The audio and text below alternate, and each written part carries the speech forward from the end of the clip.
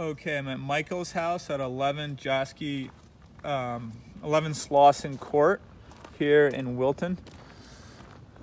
So one of the things that we talked about was potentially adding some Belgian block. I don't think you necessarily need to do on right and left side of the driveway right here. If you wanted to, you have the option of adding the Belgian block along this side. This side, it acts as more of a retaining wall, so you really can't do the Belgian block on this side. And then over here, we talked about creating more of a courtyard feel where you end up putting like a sitting wall that probably extends, call it 12, 15 feet this way, almost 35, 40 feet this way, and then again, 10, 12 feet that way over here. All right, so that acts functionally as a retaining wall, but also gives you a nice aesthetic when you first pull in the driveway. Okay, so that's an option. We talked about sliding over the basketball court from here, sliding it this way a bit. Okay, to allow some room to put a hedge of plantings along the side. It's roughly 70 feet, linear feet of plantings, so you get some screening from the street. I would suggest that maybe using privet. Okay. Removing all of the hemlock trees behind there, and then this allows you to push back the basketball court a little bit this way. All right, so the basketball court will go this way a little bit and that way a little bit. When you take out the hemlock trees, you're gonna have to yank all the stumps. All right. Then removing all these rocks in the center of the lawn and making this grass. Okay, and then filling in all the little sinkholes throughout here so it's safe to run back and forth. This is the area again that you might end up putting Belgian block in along this edge, going all the way across. It'll be a little bit cleaner look, so that's an option. It's not necessary, but it's just something to point out. You have some Belgian block already here already.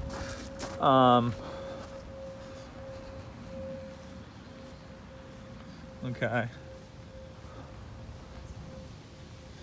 Then in here, replacing the fence, I'm gonna give you Bob from Riverside's cell phone. You can give him a call. So replacing the fence here on the other side as well, with probably, like you said, a black aluminum fence.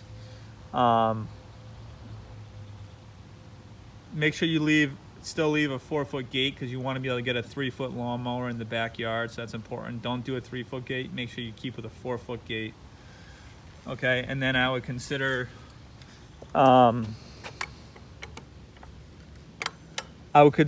planting along this side of the fence in here to soften the fence. I would consider moving your vegetable garden elsewhere that's not inside the pool area.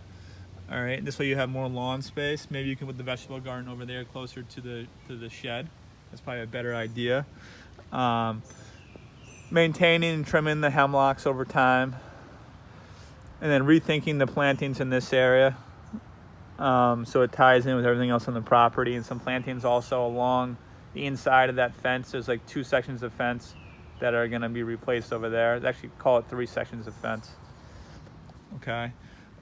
You can transplant everything you have. So you got a couple sedum in here. You got some daylilies. So daylilies, 3 sedum, 2 iris, 3 hosta, hydrangea, paniculata hydrangea.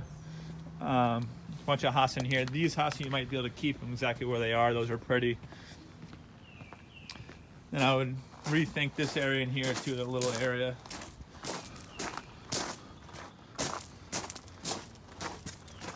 And then what I would do is I'd take the walkway and pull it further from the house. You don't even have enough room to be able to plant in front of the lattice work here. So I'd pull this walkway out so the center of the walkway is more over here. So it gets pulled 4 feet to the left. That allows you to have a bigger landing in front of the stoop. That'll look a lot nicer. And then basically just yank all the plants out through here and then rethink the plants based on the conceptual images that you like that I'm gonna shoot over to you. Okay. You've got a few, again, you could probably transplant probably 2 rhododendrons over there, 3 mophead hydrangeas. That rhododendron I would get rid of. Then you got 3 spirea. This is all taxus densiformis, so you might be able to relocate these too. You got 1, 2, 3, 4, 5, 6, 7, 8, 9, 10, 11, 12 taxus in here. The problem with these, the deer love them, so you got to spray them if you're going to keep them. Now yank everything out in here. Yank out that taxus, yank out that azalea. Looks like you got another 2 or 3 hydrangeas you can transplant. Yank out this rhododendron, which is way too big, swollen up the front of the house. And then typically what you're gonna do is you're gonna add an ornamental tree over here off the corner of the house to frame this side of the house, and probably add another smaller ornamental tree that's not gonna grow too big over in this area. So it's not gonna compete with size with the magnolia, but it still frames the corner of the house. And by pulling the walkway further out, you'll have more room to add some interest with plants along the front foundation. Okay.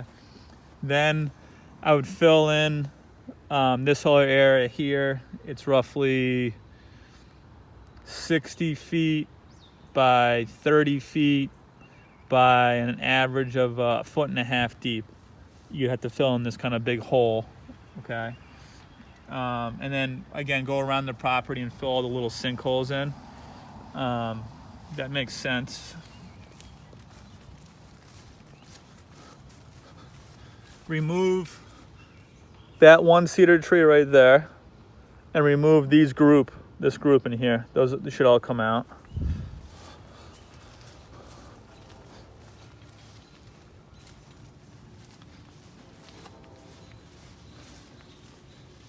And then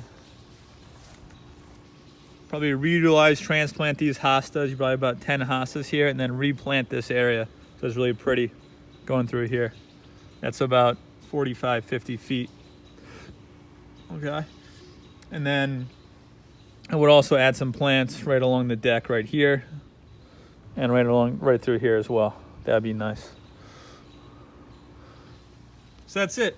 I'll shoot over a design proposal with lists of budgets, and we'll take it from there. Thanks.